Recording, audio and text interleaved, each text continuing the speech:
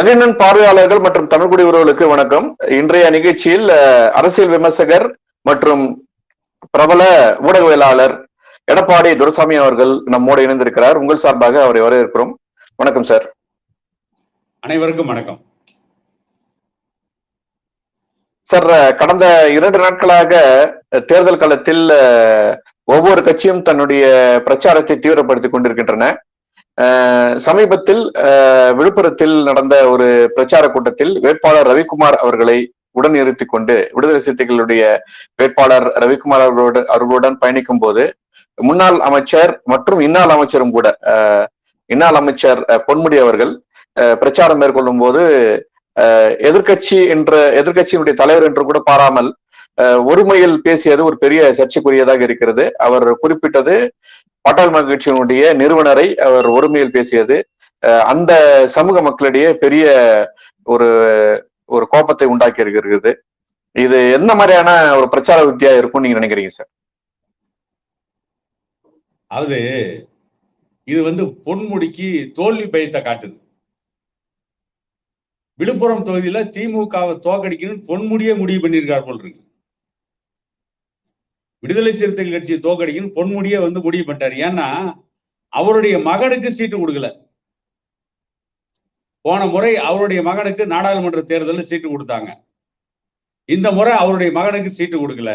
அந்த கோபம், அதனால அவர் டாக்டர் ஐயா ஒருமையில விமர்சிக்கிறார்.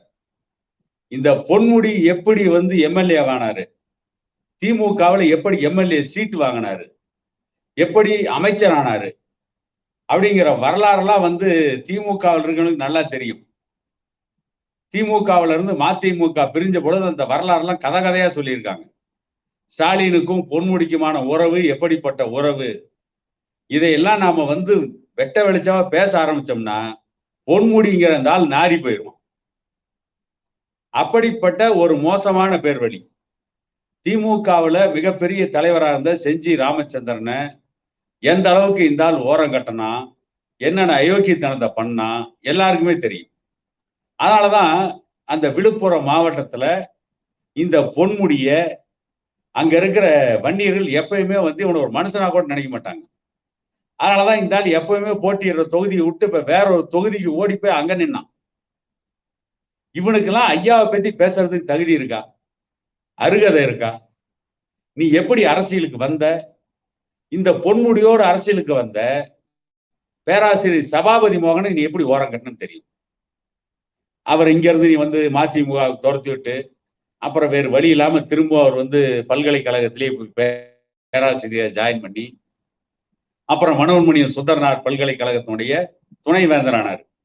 துணைவேந்தர் ஆயிட்டு அவர் இப்ப திமுகவில் தான் இருக்கார். அவரு திமுக வேட்பாளராக போட்டிட்டு இருக்கிறாரு. புவனகிரில மதிமுக வேட்பாளராக போட்டிட்டாரு.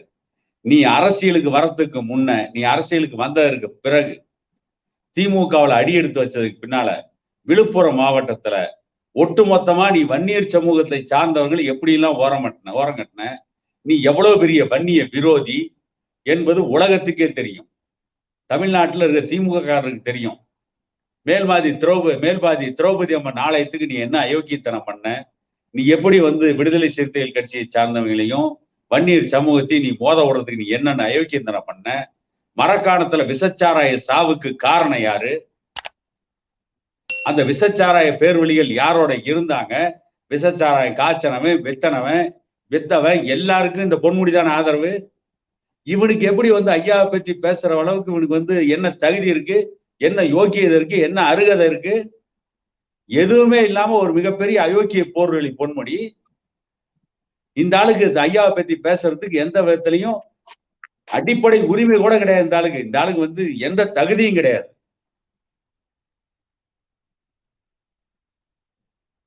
இல்ல சார், இது இந்த மாதிரி தேர்தல் காலத்துல ஒரு தேர்தல் தேதி அந்த பரப்புரைக்கான கால அளவு குறைய இந்த மாதிரியான விஷ செய்திகளை எல்லாம் பரப்புறதுன்றது அவங்களுக்கே இது பாதிப்பா ஏற்படும்ன்றது அவங்களுக்கு புரியாதா? பொன்முடி நிறைய தேர்தலை பார்த்திருப்பாரு. இந்த மாதிரி நேரத்துல ஒரு வேட்பாளருடைய வெற்றியை பாதிக்காதா இந்த மாதிரியான பேச்சு? அதாவது வேட்பாளர் அவங்க கட்சி வேட்பாளர் இல்ல, விடுதலை சிறுத்தைகள் கட்சி வேட்பாளர் தானே. விடுதலை சிறுத்தைகள் கட்சி வேட்பாளர் தோத்தாளுக்கு என்ன நஷ்டம்? இந்த தேர்தலில் விடுதலை சிறுத்தைகள் கட்சி பலவீனமாகணும் தான் திமுக நினைக்கிறாங்க. இந்த தேர்தல் அவங்க பலம் அடைஞ்சிட்டா அடுத்து வரக்கூடிய 2026 சட்டமன்ற தேர்தலில் இன்னும் அதிகமான சீட்டை கேட்பாங்கல்ல. அதை கூட வச்சு தோக்கடிச்சுட்டா அடுத்த முறை கம்மியான சீட்டு கொடுக்கலாம்ல. ஆக இந்த பொன்முடிகிட்ட உஷாரா இருக்க வேண்டியது விசிகா தான், நாம இல்லை. நாம எதிரில் நிக்கிறோம், வெற்றியோ தோல்வியோ சளைக்காம போராடுறோம்.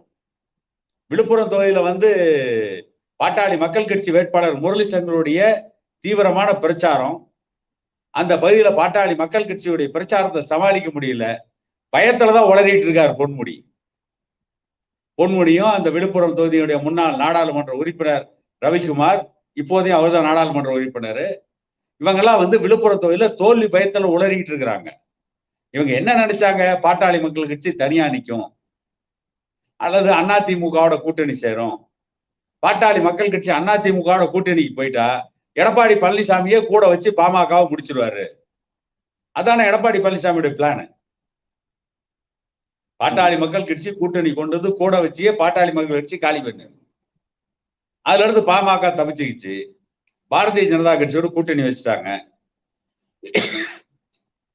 பாரதிய ஜனதா கட்சி பாமக கூட்டணி இல்லாம தனித்தனியா இருந்தா திமுகவுடைய வெற்றி ரொம்ப சுலபமா இருந்திருக்கும்.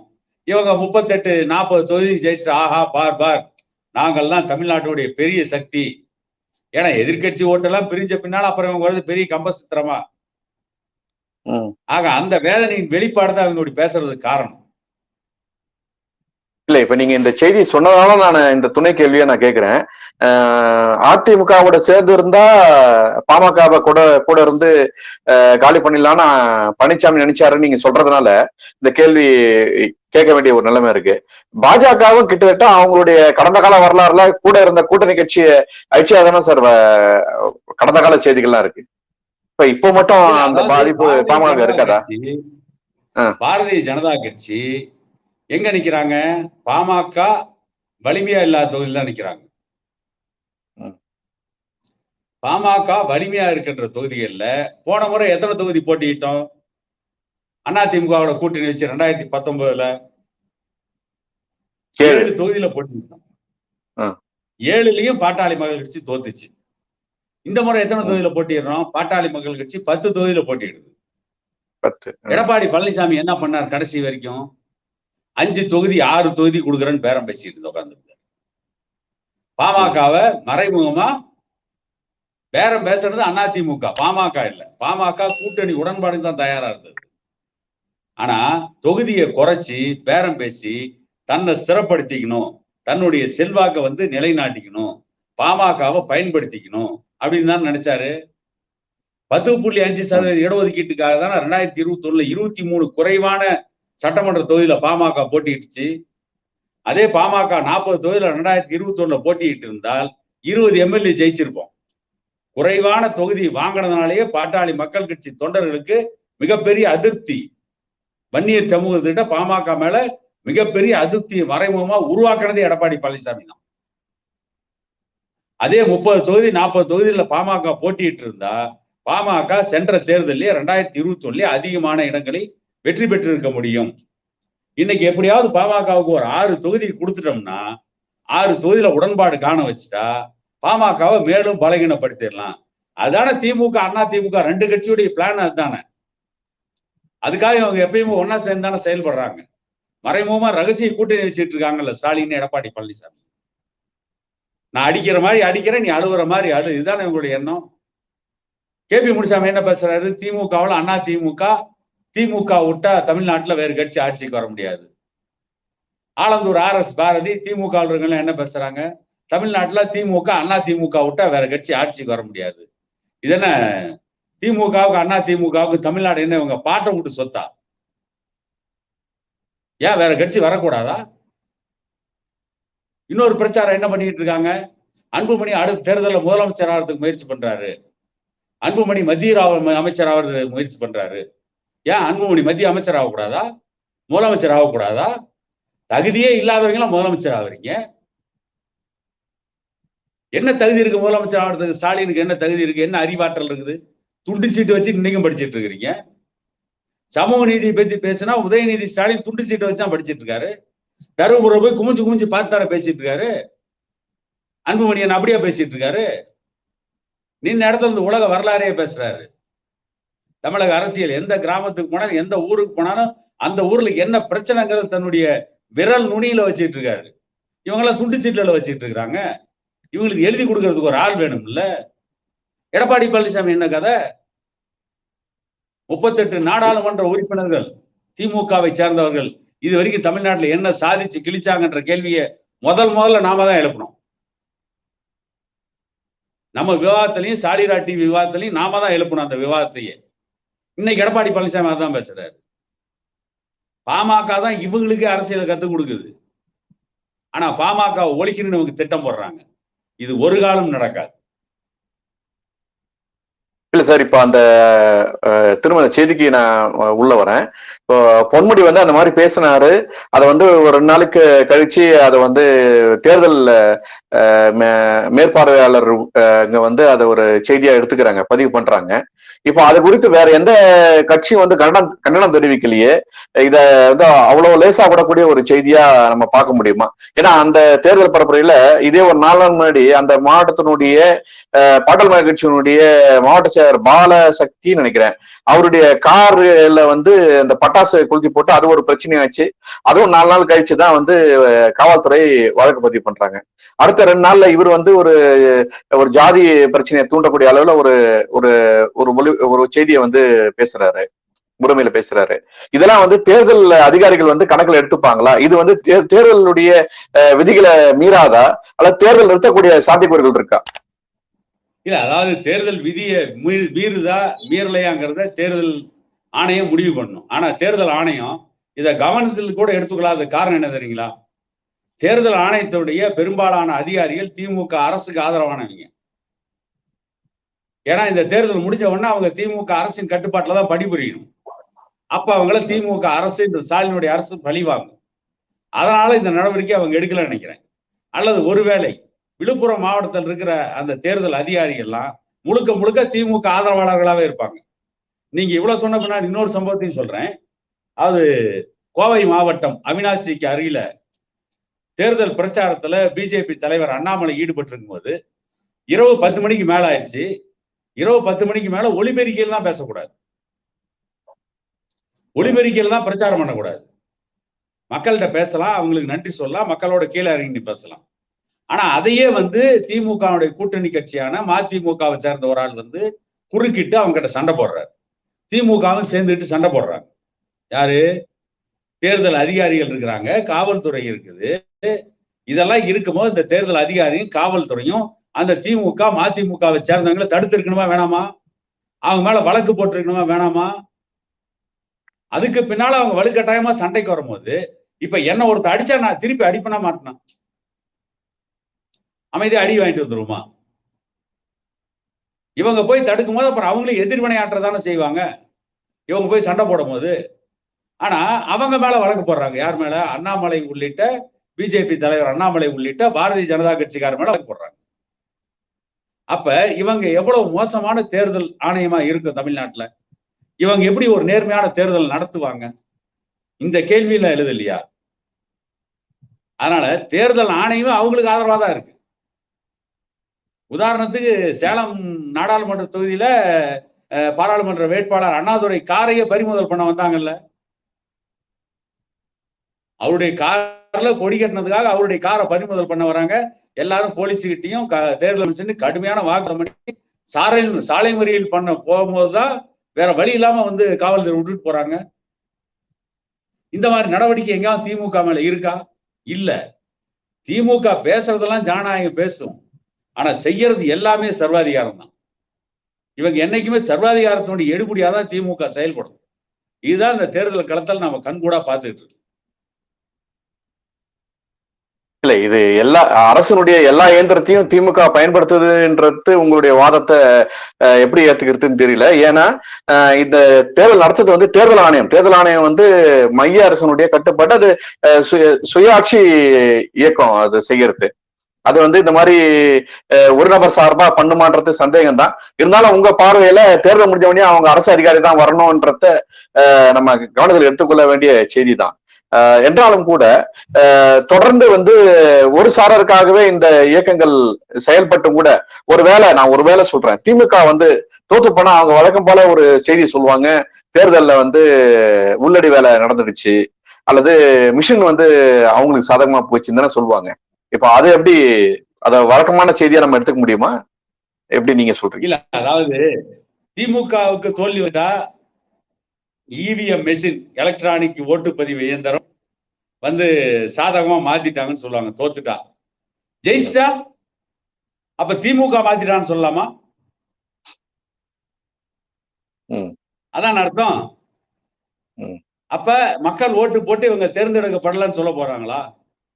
சரி, அப்படியே இருந்தாலும் இந்த எலக்ட்ரானிக் ஓட்டுப்பதிவு இயந்திரத்தை இந்தியாவில் அறிமுகப்படுத்துறது யாரு? திமுக கூட கூட்டணியில் இருக்கிற காங்கிரஸ் கட்சி தானே. காங்கிரஸ் தான். அன்னைக்கு பாட்டாளி மக்கள் கட்சியுடைய நிறுவனர் டாக்டர் ஐயா என்ன சொன்னாரு? எலக்ட்ரானிக் ஓட்டுப்பதிவு இயந்திரம் தான் இந்தியாவிற்கு தேவையில்லை. உலகின் வளர்ந்த நாடுகள், இந்த மின்னணுவியல் எலக்ட்ரானிக்ல வளர்ந்த நாடுகளான ஜப்பான், அமெரிக்கா போன்ற நாடுகள்ல கூட எலக்ட்ரானிக் ஓட்டுப்பதிவு இயந்திரம் இல்லை. அங்கேயே வாக்குச்சீட்டு முறை தான் இருக்கு. ஆகவே இந்தியாவில் வாக்குச்சீட்டு முறை தான் வேணும், இந்த எலக்ட்ரானிக் ஓட்டுப்பதிவு இயந்திரம் தேவையில்லை அப்படின்னு சொன்னப்ப அன்னைக்கு காங்கிரஸ் கட்சி என்ன பண்ணிட்டு இருந்துச்சு?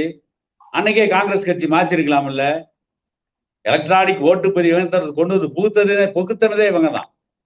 இந்த தேர்தலையும் கூட நம்ம தேர்தல் அறிக்கையில வச்சிருந்தோம் பாமக. படிப்படியா எலக்ட்ரானிக் ஓட்டுப்பதிவு இயந்திரத்தை குறைச்சிட்டு பழைய வாக்குச்சீட்டு முறைக்கே வரணும் அப்படின்னு. ஆனா திமுக தேர்தல் அறிக்கையில சொல்லியிருக்கா? இல்ல. காங்கிரஸ் சொல்லியிருக்கா? இல்ல. அப்ப இவங்க தான் எல்லா யோகித்தனத்தையும் பண்ணிட்டு இருக்காங்க. இவங்க எல்லா யோகித்தனத்தையும் பண்ணிட்டு இவங்க தோற்றால் பழி போடுறதுக்கு இதை ஒரு காரணமா பயன்படுத்திக்கிறாங்க. ஜெயிச்சா வாய் மூடிட்டு இருந்துருவாங்க, அமைதியா இருந்துருவாங்க. இவங்க அந்த கல்வி கடனை தள்ளுபடி பண்ற மாதிரிதான் 2021 அதே வாக்குறுதி. விவசாய கடனை தள்ளுபடி பண்ணுவோம், கல்வி கடனை தள்ளுபடி பண்ணுவோம், நீட் தேர்வை ரத்து பண்ணுவோம். 2019 அதே வாக்குறுதி, 2021 அதே வாக்குறுதி, இப்ப 2024 இதே வாக்குறுதி, 2026 அதே வாக்குறுதி வரும். அதுக்கப்புறம் 2031 அதே வாக்குறுதி வரும். இவங்க 1967 இருந்து வாக்குறுதி கொடுத்துக்கிட்டே இருக்காங்கல்ல. திமுகவே வாக்குறுதி ஸ்பெஷலிஸ்ட் தானே. என்ன பண்ணவங்க சாதிச்சு கிழிச்சிட்டாங்க. இப்போ இந்த நம்ம செய்தியினுடைய கடைசி கேள்வியா இதை நான் முன்வைக்கிறேன் சார். இப்போ காங்கிரஸ் வந்து அவங்க உடைய தேர்தல் அறிக்கையை வெளியிட்டிருக்காங்க. அவங்களுடைய என்ன செய்ய போறோம் நாங்க ஒருவேளை வெற்றி பெற்றால் என்ற முழக்கத்தோட அவங்க செய்யறாங்க. அதுல அவங்களுடைய திட்டம் ஒண்ணு என்னன்னா, பெண்களுக்கு ஒரு ஆண்டுக்கு லட்ச அளவுல நாங்க வந்து குறிப்பிட்ட பெண்களுக்கு தருவோம் அப்படின்னு சொல்லிட்டு அவங்களுடைய செய்தியா சொல்றாங்க. இப்ப இங்க 1000 ரூபாய் கொடுக்கறதுக்கே இவங்களுக்கு வந்து நிறைய திட்டத்தை செயல்படுத்த முடியாம நம்ம இபில இருந்து எல்லாத்தையும் அவங்க தமிழ்நாடு அரசு ஏத்தி தான் அந்த வேலையை செய்யுது. அப்போ மைய அரசு வந்து இது மாதிரி நான் லட்சக்கணக்கா பெண்களுக்கு நான் கொடுப்பேன்னும் போது அது எப்படி அவங்களுக்கு சாத்தியமா? வருமானத்தை விட செலவினம் அதிகமாகும் போது அந்த வருமானத்தை ஈடுகட்ட அவங்க திரும்ப எல்லா பொருளும் ஏத்துவாங்கன்ற மாதிரி தானே சார் போகுது. விளையாட்டம் அதிகமா இருக்கும்னு நான் சொல்லுறேன். காங்கிரஸ் எப்படி கொடுப்பாங்க கொடுக்கலன்றத பத்தி எல்லாம் வந்து நாம யோசிக்கிறது ஒருபுறம். 1947 இருந்து நரேந்திர மோடி வர வரைக்கும் கிட்டத்தட்ட எத்தனை ஆண்டுகள் இந்தியாவை காங்கிரஸ் ஆண்டது? ஜவஹர்லால் நேரு, லால் பகதூர் சாஸ்திரி, இந்திரா காந்தி, ராஜீவ் காந்தி, PV நரசிம்மராவ், மன்மோகன் சிங், இத்தனை பேர் இருந்தப்பல ஒரு 5 ரூபா கூட கொடுக்கலையே. அப்ப மாசம் ஒரு 1000 ரூபா கூட கொடுக்கலையே. இப்ப எப்படி கொடுப்பாங்க? எப்படி இவங்க நம்புறது? அவ்வளவு யோகி சிகாமணிகளா இருந்தா அப்பயே கொடுத்திருக்கலாம்ல. இப்பயாவது பெண்கள் ஓரளவுக்கு படிச்சு முன்னேறி இருக்கிறாங்க, வேலை வாய்ப்புக்கு போறாங்க, பல ஐடி கம்பெனிகள் ஆக்கிரமிச்சிருக்காங்க, உயர் பதவிகளுக்கு போயிருக்கிறாங்க, ராணுவத்துல இருக்கிறாங்க, விமானம் ஓட்டுறாங்க. ஆனா 47 பெண்களுடைய நிலைமை என்ன? 1980 பெண்கள் நிலைமை என்ன?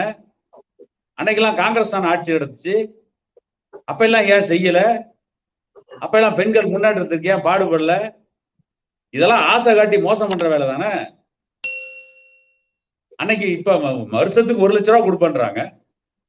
ஒவ்வொரு பெண்களுக்கு வருஷத்துக்கு கிட்டத்தட்ட 1 லட்சம் ரூபாய் அளவுக்கு கொடுப்பாங்கிறாங்க. ஏன் அன்னைக்கு வருஷத்துல ஒரு 10,000 ரூபாய் கொடுத்துருக்கலாமே. மாசம் 1000 ரூபாய்னா கூட ஒரு ஆண்டுக்கு 12,000 தானே. 1947 எல்லாம் வருஷத்துக்கு 12,000 ரூபாய் கொடுத்திருந்தீங்கன்னா பெண்கள் இன்னும் எந்த அளவுக்கு முன்னேறி இருப்பாங்க. இப்ப பெண்கள் முன்னேறிட்டாங்க. பெண்களுடைய வாக்குகளை கவரணும், பெண்களுடைய ஓட்டை வாங்கினது தான் நடத்துற நாடகம் தானே இது. ஏன் இவ்வளவு நாள் இதை பத்தி பார்லிமெண்ட்ல பேசல ராகுல் காந்தி? ஏன் திமுகவுடைய 38 உறுப்பினர்கள் பேசல? பெண்களுக்கு 1 லட்சம் ரூபாய் நீங்க கொடுக்கலாம், அரசுடைய நிதிநிலை அறிக்கையில இவ்வளவு இருக்கு, இவ்வளவு உபரி விடுது, அல்லது இவ்வளவு கடன் இருக்கு, இதையும் தாண்டி இந்த திட்டங்களை செயல்படுத்தினா பெண்களுக்கு ஆண்டுக்கு 1 லட்சம் ரூபாய் கொடுக்கலாம், அதை உடனே பாரதிய ஜனதா கட்சி அரசு கொடுக்கணும்னு பார்லிமெண்ட்லயே அவங்க பேசல? பேசியிருக்கலாம்ல? இல்ல அவங்கள பேச வேண்டாம்னு யாராவது தடுத்துட்டாங்களா? அதுக்கான போராட்டத்தை நடத்திருக்கலாம்ல? இதெல்லாம் வெத்து அறிக்கை தானே, இதெல்லாம் பொய்யான வாக்குறுதிகள் தானே. ஒரு படத்துல வருமே, நேற்றோடு நீ சொன்ன வார்த்தை காற்றோடு போயாச்சுன்ற மாதிரி. தேர்தல் முடிஞ்ச உடனே மறந்துடுவாங்கல்ல. தேர்தல் முடிஞ்ச உடனே அந்த வாக்குறுதி கொடுத்தா அவங்களுக்கே நினைவுக்கு வராது. திரும்ப அடுத்த தேர்தலுக்கு வாக்குறுதி தயாரிக்கும் போது தான் ஞாபகம் வரும். இப்படி காங்கிரஸ் கட்சி எத்தனை வாக்குறுதிகள் நிறைவேற்றாம போயிருக்காங்க தெரியுங்களா? திமுக நிறைவேற்றாத வாக்குறுதிகள் கணக்கு எடுத்தீங்கன்னா ஒரு 1000 இருக்கும். எத்தனை வாக்குறுதி நம்ம கண்ணுக்கு முன்னாலே 2021 கொடுத்த வாக்குறுதி. சாராய கடை மூடுவனாங்களே, எத்தனை சாராய கடை மூடினாங்க திமுக? தமிழ்நாட்டில்தான் இளம் பெண் விதவைகள் அதிகமா இருக்கான்னு சொன்னார கனிமொழி. இப்ப அந்த பெண் விதவைகள்லாம் இப்ப ஜெகஜோதியா வாழ்ந்துட்டு இருக்காங்களா தமிழ்நாட்டுல? எவ்வளவு பெரிய அயோக்கியத்தனமான வாக்குறுதிகளை கொடுத்துக்கிட்டே இருக்கிறாங்க. இந்த நாட்டு மக்களுக்கு செய்ய வேண்டிய எவ்வளவு திட்டங்கள் இருக்கு, அதெல்லாம் காட்டுல பறக்க விட்டுட்டு இவங்க தமிழ்நாட்டு மக்களை ஏமாத்துறதுக்காக இவங்க எப்படிப்பட்ட பொய்யான வாக்குறுதி வேணாலும் கொடுப்பாங்க. காங்கிரஸாவது கொஞ்சம் வாக்குறுதி பார்த்து கொடுத்துட்டு இருந்தாங்க. திமுகவோடு சேர்ந்து பன்றியோடு சேர்ந்த பசுவும் என்னாகும்? அந்த கதை காங்கிரஸ் ஆயிடுச்சு. இல்ல காங்கிரஸோடு சேர்ந்து திமுக நாசமா போச்சா, திமுகவோடு சேர்ந்து காங்கிரஸ் நாசமா போச்சா, அல்லது திமுக காங்கிரஸ் விடுதலை சிறுத்தைகள் 3 பேரும் ஒரே மாதிரி ஆயிட்டாங்களா அப்படிங்கிறதுக்காக ஒரு விவாதம் நடத்தணும். நாம அதுக்காக ஒரு பட்டிமன்றம் நடத்த வேண்டியிருக்கும். தமிழ்நாட்டை சீரழித்தது பெரும் பங்கு திமுகவுக்கா, காங்கிரஸுக்கா, விடுதலை சிறுத்தைகளுக்கா அப்படின்னா ஒரு வழக்காடு மன்றத்தை நம்ம தனியா ஒரு நாளைக்கு நடத்த வேண்டியிருக்கும். அந்த அளவுக்கு அவங்க மோசமான வாக்குறுதியை கொடுக்கறத அவங்க வேலையே. இன்னும் சொல்ல போனால் ஊழலுடைய ஊற்று கண்ணா இந்தியாவில் விளங்கினது காங்கிரஸ், அதுக்கு அடுத்தது திமுக தான். தமிழ்நாட்டுடைய ஊழலின் பிறப்பிடம் கலைஞர் கருணாநிதி, இந்தியாவுடைய ஊழலின் பிறப்பிடம் இந்திரா காந்தி தான். நகர்வாலா ஊழல் வந்துச்சா இல்லையா? இந்திரா காந்தி மேல வங்கியில போட்ட பணம் எல்லாம் காணாம போச்சே. நகர்வாலா ஊழல் விசாரிக்க போட்ட ஜட்ஜ் எல்லாம் தூக்குல தொங்கினானே, ஒரு ஜட்ஜ் ஆக்ஷன்ல செத்தானே, அதுக்கு பின்னால் அந்த நகர்வாலா ஊழலையே மூடி மறைச்சாங்களே, இதெல்லாம் காங்கிரஸ் தானே? தமிழ்நாட்டுல சொல்லவே வேண்டியது இல்லை. எங்கடா 3 கோடி ரூபாய் சர்க்கரை கோயம்புத்தூர் வேர்கோசி கார்பரேஷன்ல இருந்த 3 கோடி ரூபாய் மதிப்பிலான சர்க்கரை காணோம்னா மழையில கரைஞ்சு போச்சு. சரி, சர்க்கரை தான் கரைஞ்சு போச்சு. அந்த சர்க்கரை சாக்கு போய் எங்கடானா கரையாந்து நினைச்சு. இந்த மாதிரி ஊழலை வேற யாராவது நடத்த முடியுமா? இவன் கொடுக்கிற வாக்குறுதி எல்லாம் பொய்யான வெற்று வாக்குறுதிகள்ங்கிறது கண்ணுக்கு முன்னாலேயே நன்றாக தெரியுது.